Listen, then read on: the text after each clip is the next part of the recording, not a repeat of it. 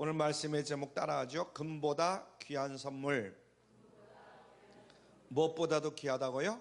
금보다도 귀한 선물. 여러분들은 금보다도 귀한 선물인 이 믿음을 하나님으로부터 받은 줄로 믿습니다. 누구나 선물을 다 좋아하죠. 그래서 크든 작든 이 선물을 받으면 굉장히 기뻐하고 감사하는 그런 모습을 우리가 볼 수가 있습니다. 특별히 생각지도 않던 사람들에게 그것도 아주 귀한 그런 선물을 받으면 얼마나 기뻐하는 일이 되겠는가. 그렇죠. 우리가 생각지도 않은 사람이 어떤 선물을 했을 때 굉장히 마음이 기쁘잖아요. 오늘 본문 성경에 그런 선물을 받은 행운아가 등장합니다. 거기 보면은 무명의 하반신 장애인 이 거린이 있는 것을 우리가 알 수가 있는데요. 그는 태어날 때부터 하반신 마비로 걸을 수 없는 중증 장애인이었어요. 그 당시 나이가 사도행전 뒤에 보면 4장 22절에 보면 한 40살쯤 되지 않았는가 이런 생각을 해봅니다. 긴 세월 얼마나 고생스러웠을지 한번 생각해 보세요. 여러분들이 1살 2살도 아니고 40살까지라면 40년간을 이 안전병이 생활을 했으니까 얼마나 힘들었겠는가, 고생스럽겠는가. 딱히 이 사람을 보면은 가족 돌봐주는 그런 가족들도 없는 것 같아요. 목구멍이 포도청이라 몸은 불편하지만 매일매일 구걸하러 나갈 수밖에 없는 그런 처지에 있는 그런 사람입니다. 그래서 사람들의 도움으로 매일 성전 미문에 앞에 꿇어 앉아가지고 구걸하면서 연명해 나가는 그런 사람입니다. 그러던 어느 날 제9시 9시라고 그랬죠?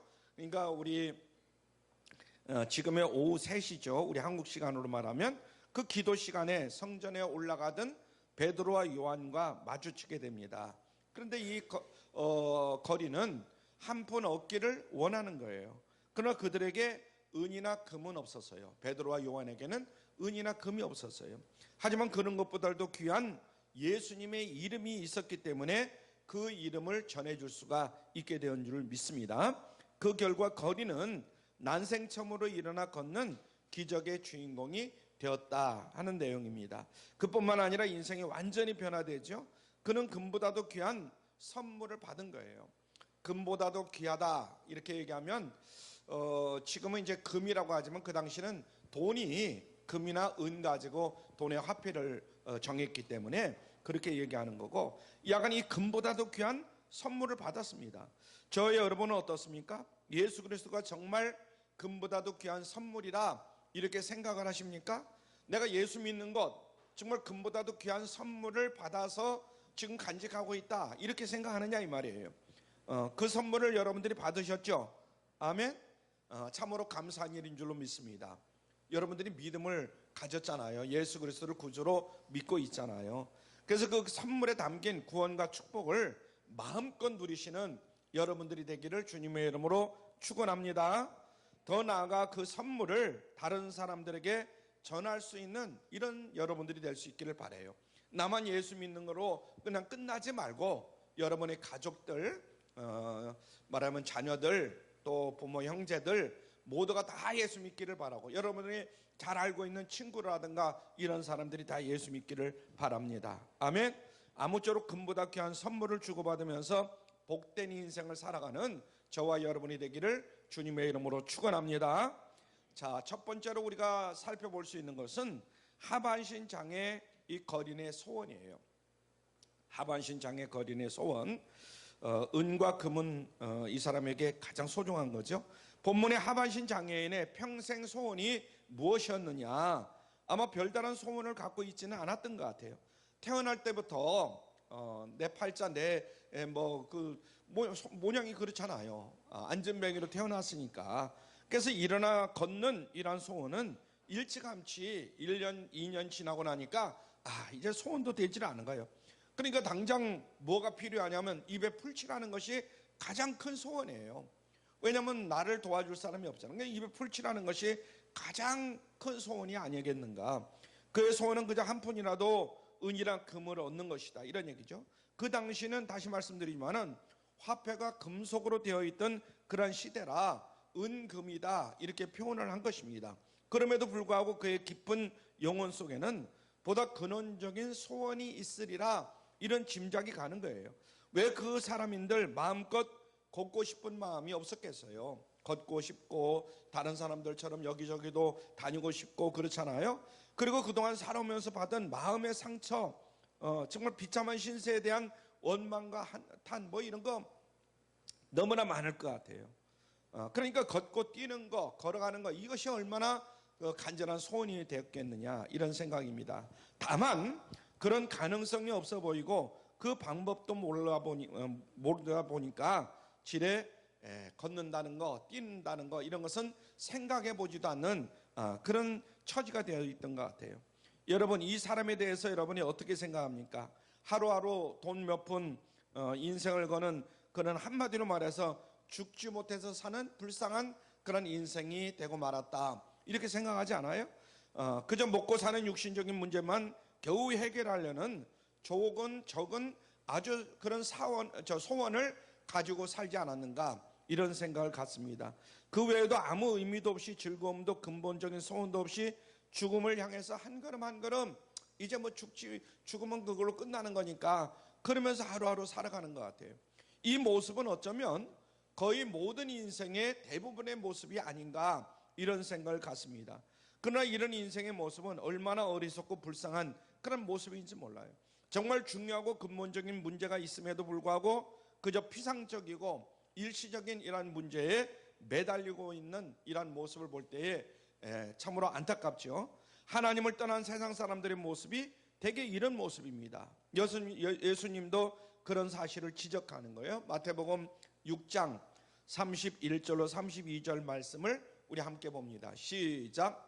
그러므로 염려하여 이르기를 무엇을 먹을까, 무엇을 마실까, 무엇을 입을까 하지 말라.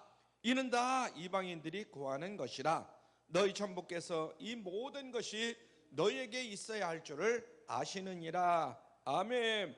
그렇잖아요. 우리가 늘 염려하는 것, 뭘 먹을까, 뭘 마실까, 무엇을 입을까, 이게 염려하는 거예요. 이방인들은 전부 다 이런 생각들을 가지고 살아요. 이 말씀은 먹고 사는 문제가 중요한 게 아니다, 이런 그 말이 아니라 더 기묘한 문제가 있다, 더 중요한 문제가 있다. 즉 덜 중요한 일 때문에 정말 중요한 것을 놓쳐서는 안 된다 하는 것을 깨우쳐주는 말씀인 줄로 믿습니다. 우리가 살아가는 인생을 가만히 보면 정말 중요한 게 있는데 중요한 건 놓쳐버리고 별로 중요하지 않은 것, 거기에 매달려 사는 사람들이 얼마나 많은지 몰라요. 그래서 이런 인생은 좀 극단적인 비유지만은 마치 시한폭탄과 같다. 겉보기에 멀쩡하지만은 그 안에 시계 바늘이 찰칵찰칵찰칵 하면서 달려가고 있어요. 이제 시간이 되면 팡 터져버리는 거예요. 그런 시간폭탄을 품고 살아가는 인생이 얼마나 많은지 몰라요. 이 경우 가장 시급한 것이 뭐냐? 속히 시한폭탄의 그 시계 바늘, 돌아가는 바늘을 멈추는 게 가장 우선이에요. 그런 인생은 뿌리 뽑힌 나무와 같다, 이렇게 비유할 수가 있습니다. 그래서 죽어가는 나무에 호사스럽게 뭐 이렇게 저렇게 장식하는 것보다도 중요한 게 뭐냐? 그 나무를 빨리 땅 속에 아주 물을 붓고 좋은 흙을 이렇게 해가지고 다시 심는 거예요. 그렇죠? 그냥 뿌리 뽑혔으면 그 나무는 언젠가는 죽을 수밖에 없어요. 하루 이틀은 혹시 살아있다 이렇게 보일지 모르지만은 결국은 죽는 거잖아요. 그러니까 그 나무가 빨리 해줘야 될 것은 우리가 물을 뿌리고 잘 땅을 파고 거름을 주고 해가지고 나무를 심는 거예요. 그러므로 본문에 이 하반신 장애 거린이 정말 불쌍한 이유는 육신의 장애 때문에 그런 것은 아니다. 근본적인 소원을 갖지 못하고 일시적인 소원만 충족시키려 전전긍긍하는 그런 삶의 모습이 참으로 불쌍한 모습이다, 이런 이야기입니다. 오늘 우리 주변에도 이런 사람들이 얼마나 많은지 몰라요. 자기 영혼은 죽어가고 있는데도 불구하고 결국은 오늘 죽을지 내일 죽을지 사람은 모르잖아요. 그러면 당장 만약에 예수를 믿지 않으면 죽으면 어디를 가요? 지옥에 떨어지는 거예요. 그런 것도 알지 못하고 당장 뭘 먹을까, 뭘 마실까, 무엇을 입을까 염려하면서 살아가는 사람들이 너무나 많다, 이 말이에요. 우리 주변에 보면. 그래서 이들 모두가 사망의 길에 해서 구원받아야 하는 것, 이것이 가장 급선무인데 그것을 알지 못하고 살아가고 있다. 그래서 두 번째, 금보다 귀한 선물입니다. 곧 예수 그리스도의 이름이죠. 이와 같이 한심한 이 하반신 장애 거린에게 행운이 찾아왔습니다. 생각지도 못한 아주 금보다도 귀한 선물을 받은 거지요. 그날도 그는 사람들의 도움으로 미문에 앉아가지고 구걸할 수 있는, 그래서 사람들이 아마 업고 왔을 거예요. 그래가지고 거기에다 앉혀놓은 것 같아요. 성전에 들어가는 사람들을 보면서 한 푼 줍시오, 한 푼 줍시오 하면서 구걸하는 이런 모습을 상상해 봅니다. 그러는 중 베드로와 요한이 기도 시간에 맞춰가지고, 말하자면 오늘 11시 예배에 나오셨잖아요. 11시 예배에 맞춰서 나오는 거예요. 그거 마찬가지로 그 당시 오후 3시 예배에 맞춰가지고 베드로와 요한이 성전으로 들어가는 거예요. 그죠? 막 들어가려고 하는데 그들의 눈이 이 거린의 눈하고 서로 딱 마주친 겁니다. 불쌍한 마음이 들잖아요. 수중에 베드로와 요한에게는 돈이 없어요. 그런데 그냥 돈이 없다고 그냥 지나칠 수가 없어요. 그래서 어떻게 합니까? 사도행전 3장 그 4절 말씀에 보면 이렇게 말씀합니다. 시작. 베드로가 요한으로 더불어 주목하여 가로되 우리를 보라 하니, 이렇게 말해요. 그에게 우리를 보라 이렇게 얘기하는 거예요. 그래서 거린이 한 푼 주려나 보다 싶어가지고 그들을 바라봅니다. 우리를 보라고 하니까 한 푼 줄란가 보다. 그래서 사도행전 3장 5절에 보니까 그가 저희에게 무엇을 얻을까 하여 바라보거늘, 추측건대 거린은 그들을 바라보면서 오른손을 내밀지 않았겠는가. 뭔가 주려고 그런가 보다. 그래서 오른손을 좀 줍시오 하면서 내밀었을 것 같아요. 하지만 그들에겐 돈이 없어요. 그러니까 돈을 줄 수는 없죠. 하지만 그와 비교가 안 되는 정말 귀한 것이 그들에게 있었어요. 그것은 바로 나사렛 예수 그리스도의 이름인 줄로 믿습니다. 아멘.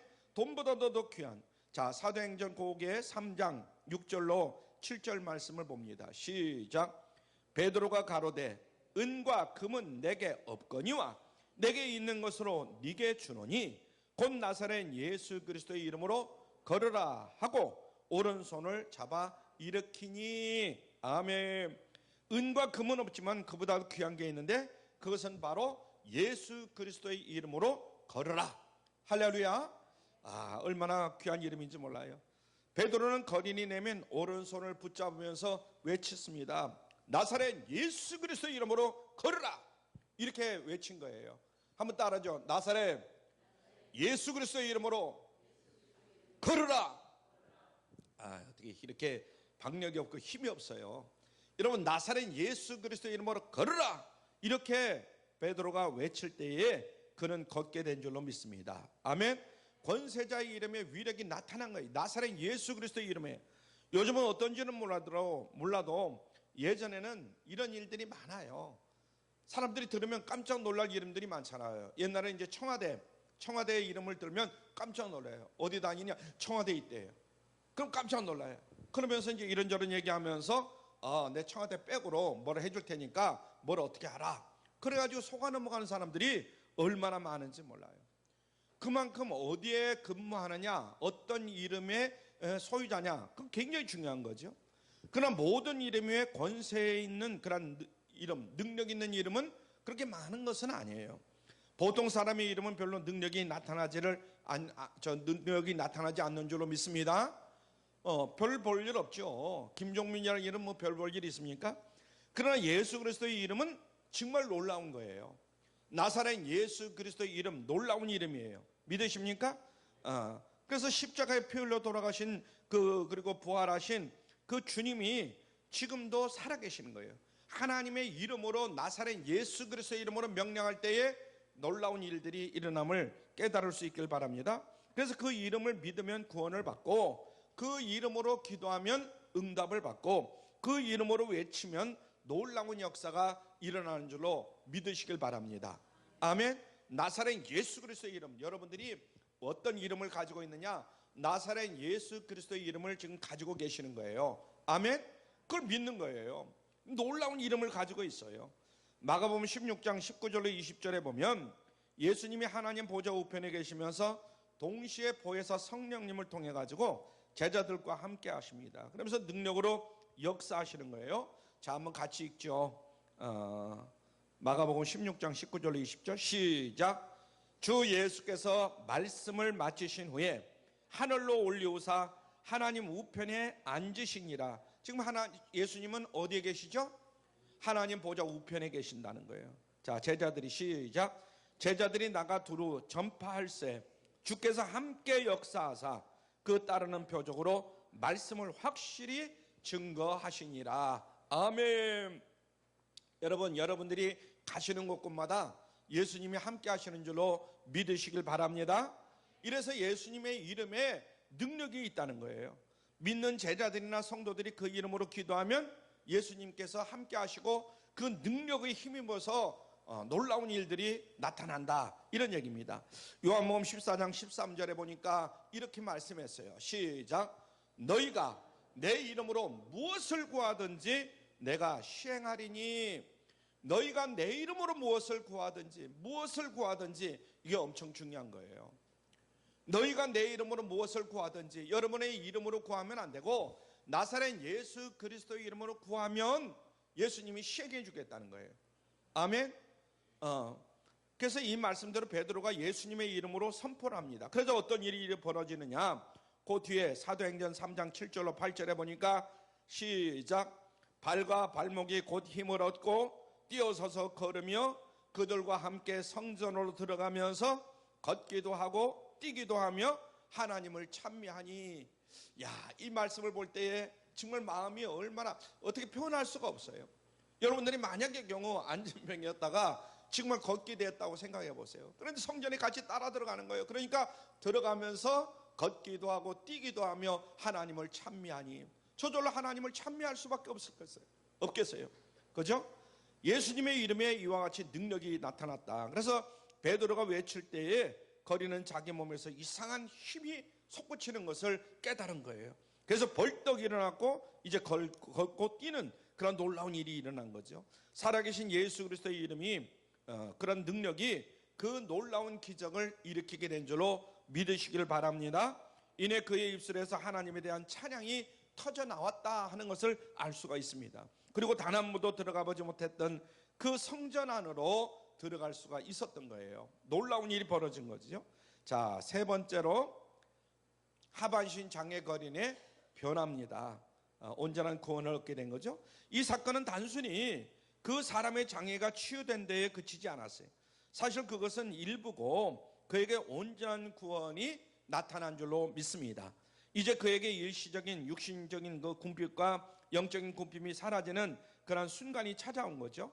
더 이상 구걸할 필요도 없고 마음껏 이제는 성전을 출입하면서 하나님을 찬미하면서 영생을 누리는 하나님의 자녀가 된 줄로 믿습니다. 아멘. 그의 육체적인 장애나 물질적인 궁핍을 해결할 수 있게 된 것도 감사한 그런 일이지만은 그보다 더 중요한 영적인 풍요가 이 사람에게 찾아온 것이죠. 이게 정말 중요한 것입니다. 왜냐하면 당장은 육신적인 장애를 해결하고 스스로 일을 해서 돈을 벌 수가 있는 이런 위치에 서게 됐지만은 모든 게 해결됐잖아요. 육신의 욕망은 그럼 그것으로 끝나느냐, 돈을 번다고 끝나느냐, 그런 것이 아니다 이거예요. 또 다른 육신의 굴레에 헤맬 수밖에 없어요. 제가 지난번에도 말씀드렸죠. 우리가 열심히 나름대로 노력해가지고 20평짜리 아파트를 하나 샀어요.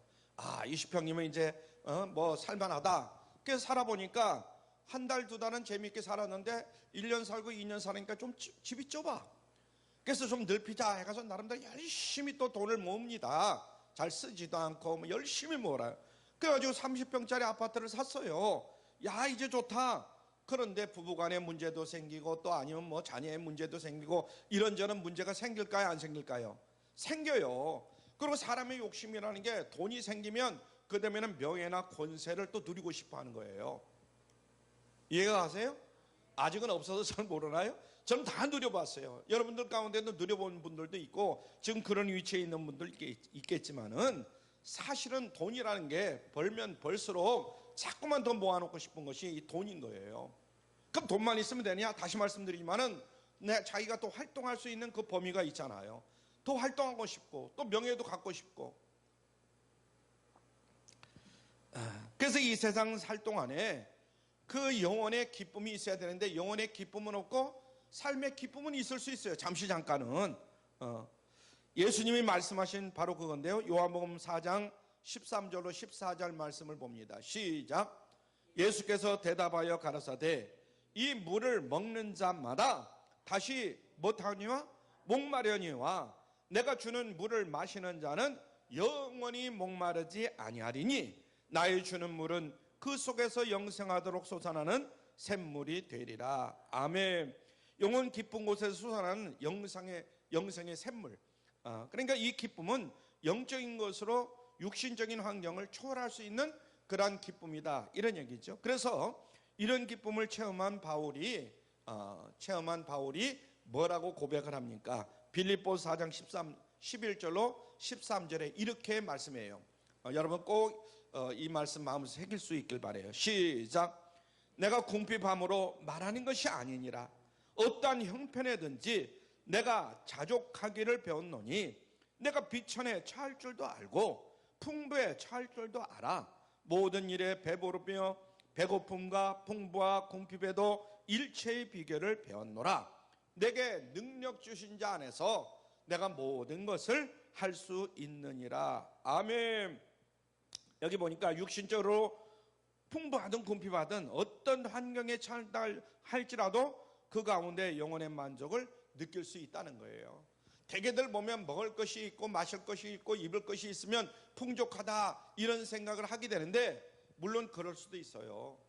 그건 잠깐이다 이거예요. 영원할 수가 없다 이 말이에요.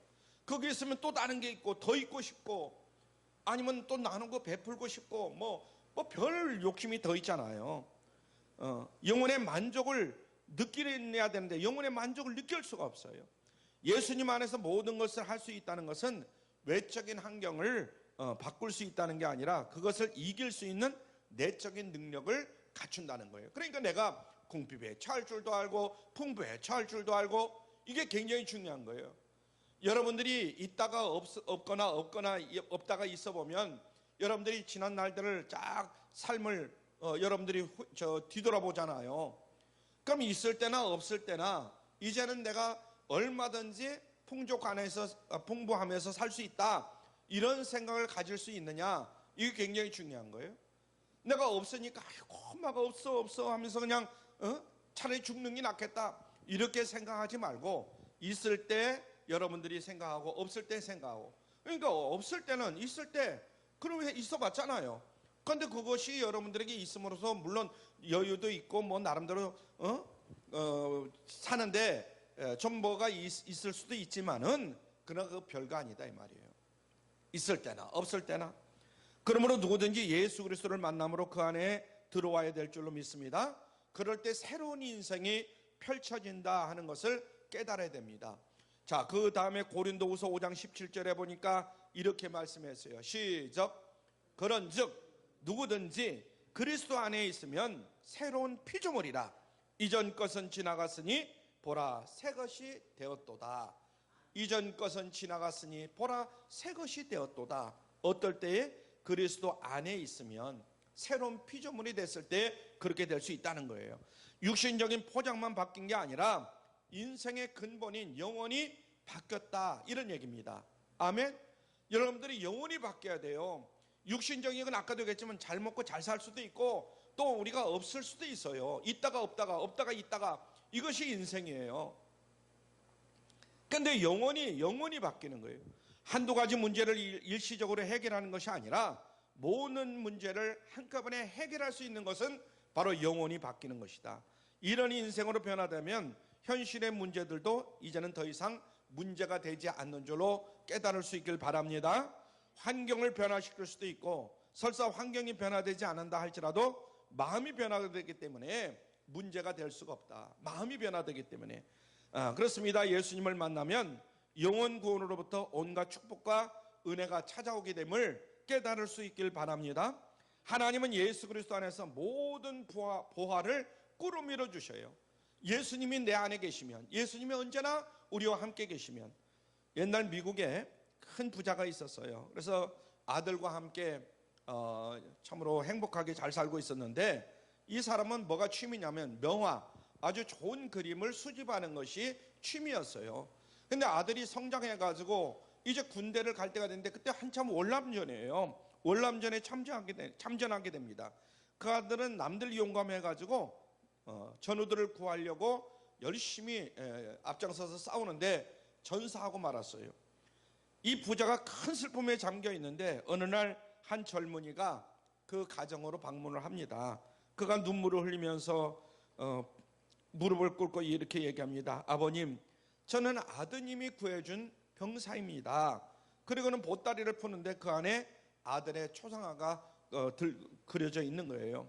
제가 그림을 잘 그리지는 못해서 그렇지만 눈물로 정말 이 그림을 그렸습니다. 이 초상화를 아버지를 위해서 아버지께 바칩니다 하면서 그 아들의 초상화를 내놓는 거예요. 그 부자는 눈물을 흘리면서 그 초상화를 받았습니다. 당장 거실 한가운데 걸어놓고 아들이 그리울 때마다 아버지는 그 그림을 바라보는 거예요. 그리고 방문자들에게 보여주고, 그런데 그 후 이제 세월이 흐르다 보니까 세상을 떠날 수밖에 없어요. 이 부자가 유언장을 받은 변호사와 경매인이 사후 처리를 하게 됩니다. 저택과 명화 그 외의 재산을 처분하려고 이제 경매를 여는 거예요. 많은 사람들이 모여들었죠. 그래서 경매를 하기 전에 먼저 이제 경매를 시작하면서 먼저 이런 이야기를 합니다. 다른 것보다도 먼저 이 그림을 먼저 사는 분에게 먼저 이 그림을 내놓겠습니다. 그러면서 그 사람이 먼저 보내 그 아들의 친구, 살아있는 친구가 그린 그 초상화를 딱 내보내는 거예요.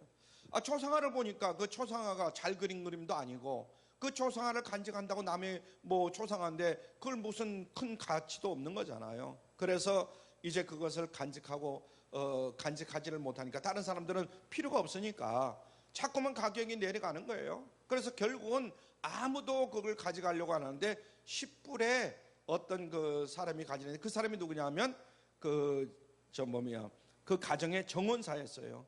그는 주인과 그 아들을 사랑했기 때문에 집을 떠나는 그 순간 너무나 섭섭해가지고 그 초상화, 아들이 그려져 있는 그 초상화를 자기가 사겠다는 거예요. 몇 불에요? 10불에. 다른 사람은 아무도 사지 않는다고 그러니까. 그래서 그렇게 이제 결정이 났는데 그 순간 경매인이 발표를 합니다. 이것으로서 모든 경매를 마칩니다. 사실은 주인이 이 초상화를 사는 사람들에게 모든 재산과 소장품을 물려주라고 했습니다 하면서 주인이 그렇게 했다는 거예요. 그 정원사는 감격스러워 하염없이 눈물을 흘렸고, 다른 사람들은 아쉽고 부럽고, 아이고 그 초상화 10불에 샀는데 전 재산을 다 가지게 됐으니까, 집이라든가, 왜냐하면 그 부자는 아들이 하나밖에 없는데 그 월남전에가 나가서 죽었으니까 그 재산을 가질 사람이 없어요. 그래서 이 정원사가 모든 것을 다 가졌다는 거예요. 이와 마찬가지로 예수님을 영접하면 하나님이 만나주시고 모든 것을 책임져 주신다 하는 것을 깨달을 수 있기를 바랍니다. 아멘. 우리가 예수님만 믿으면 모든 것을 다 소유할 수 있다. 이 세상 모든 것을. 이와 마찬가지로 예수님을 영접하면 하나님이 만나주시고 모든 것을 책임져 주십니다. 로마서 8장 32절 말씀 같이 읽습니다. 시작. 자기 아들을 아끼지 아니하시고 우리 모든 사람을 위하여 내어주신 이가 어찌 그 아들과 함께 모든 것을 우리에게 은사로 주지 아니하겠느뇨. 아멘. 그러니까 예수 그리스도의 이름은 문자 그대로 금보다도 귀한 선물인 줄로 믿습니다. 아무쪼록 예수님을 인생의 보배 삼아서 구원의 기쁨을 누리면서 그래서 어떤 고난 가운데서도 승리의 삶을 살아가기를 주님의 이름으로 축원합니다. 네 번째로 증인의 삶을 살아야 돼요. 금보다도 귀한 선물을 나누는 그런 삶을 살아야 된다, 이런 얘기입니다. 구원받은 거리는 이제 금보다도 귀한 선물 예수 그리스도를 다른 사람들에게 전하는 이런 증인의 삶을 살아야 된다. 내가 이렇게 예수를 믿었더니 이렇게 좋더라, 너도 예수를 믿어봐라, 이런 증인의 삶을 살아야 된다, 이런 얘기예요. 그는 과거에 어떤 삶을 살았습니까? 정말 천덕꾸러기로 살았어요. 천덕꾸러기로 남을 원망하고 저주하고 패만 끼치고, 남이 돈을 한 푼 주면 그냥 그거나 받아서 쓰고, 그렇게 살던 그런 인생이었습니다. 그러나 이제는 기쁨과 감사와 그리고 찬양이 넘쳐나는 그런 인생이 됐어요. 다른 사람에게 유익을 끼치는 그런 삶을 살아갈 수 있는 그런 위치에 서게 된 거예요. 그의 당당함과 복된 모습을 여러분들 한번 생각해 보세요. 복된 모습을. 사도행전 3장 9절로 10절 말씀을 우리 한번 같이 봅니다. 시작. 모든 백성이 그 걷는 것과 및 하나님을 찬미함을 보고 그 본래 성전 미문에 앉아 구걸하던 사람인 줄 알고 그의 당한 일을 인하여 심히 기이 여기며 놀라니라. 아멘. 그와 안면이 있는 사람들이 다 놀라는 거예요. 그리고 그의 변화된 모습이 산 증거가 돼가지고 예수님을 믿는 사람들이 많이 생기게 되었다, 이런 이야기입니다. 그는 베드로와 요한과 꼭 같이 같이 다니는 거예요. 사도행전 3장 11절에 보니까 그래요. 그게 산 증인이 됩니다. 그의 소문을 듣고 몰려온 사람들에게 베드로가 복음을 전하게 됩니다. 그러자 어떤 일이 일어나냐, 그 뒤에 사도행전 4장 4절에 보면 이런 말씀이 있어요. 시작. 말씀을 들은 사람 중에 믿는 자가 많으니 남자의 수가 약 몇 명이나 되더라? 5천이나 되었더라 그랬어요. 엄청난 수의 사람들이 예수님을 믿게 되었다는 거예요. 몇 명이나 믿었다고요? 5천 명이나 믿었다는 거예요. 그러니까 자신이 받은 금보다도 귀한 선물을 이제는 다른 사람들에게 전해주는 그런 역할을 하게 되는 줄로 믿습니다. 예수님을 만나기 전에 그 구질구질한 그런 삶에서 180도 달라진 그런 영광스러운 삶으로 변화되었다, 이런 얘기입니다. 베드로와 요한은 그 거린에게 금보다도 귀한 선물, 바로 예수님의 이름을 전해주었는데, 그 사람이 소원한 것도, 그 사람이 나에게 예수님의 이름을 주세요 하고 요청한 것도 아니에요. 그럼에도 불구하고 베드로와 요한은 그 사람에게 전해줬어요. 그리고 그 거린을 변화시켰습니다.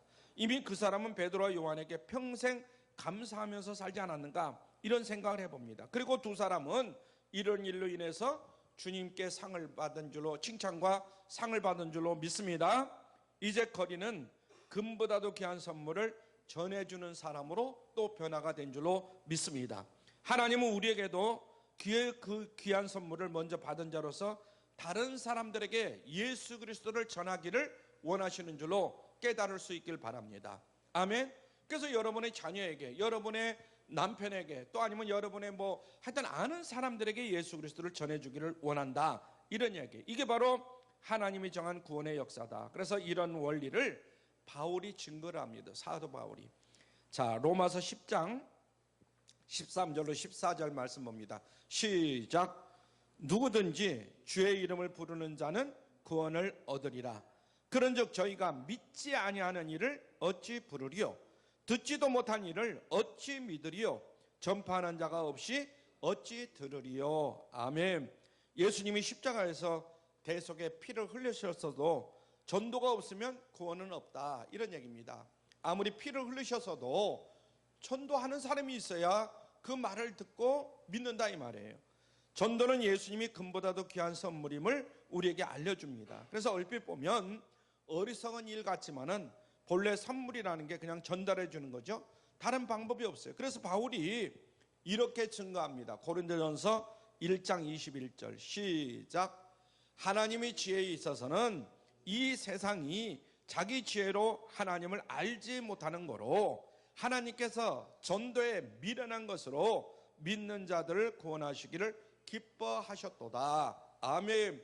오늘 여러분에게 전한 말씀들 정말 마음에 새겨야 되고 잘 기록했다가 여러분들이 다시 한번 음미해 보시길 바랍니다.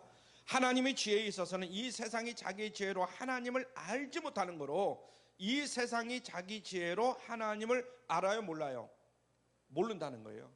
어떤 사람들은 자기 지혜로 하나님을 안다 이렇게 큰 소리 치지만은 그건 책을 통해서나 뭐해서나 그냥, 물론 스스로 깨닫는 사람도 있을 수도 있겠지만은 대개 그런 사람은 없다는 거예요. 하나님의 전도에 미련한 것으로 믿는 자들을 구원하시기를 기뻐한다.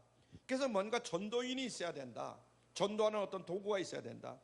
그러니까 전도의 방식이 아니고는 다른 길이 없다, 이런 얘기입니다. 신학자 존 거스너가 이런 이야기를 했습니다. 시작. 인간은 아무도 인간을 구원할 수 없다. 굉장히 중요한 말이에요. 인간은 아무도 인간을 구원할 수 없다. 그런데 시작. 그런데 우리가 다른 사람에게 복음을 전하지 않으면 하나님조차 그 아무도 구원할 수 없다. 우리가 복음을 전할 때에 그 사람이 구원함을 얻는다는 거예요.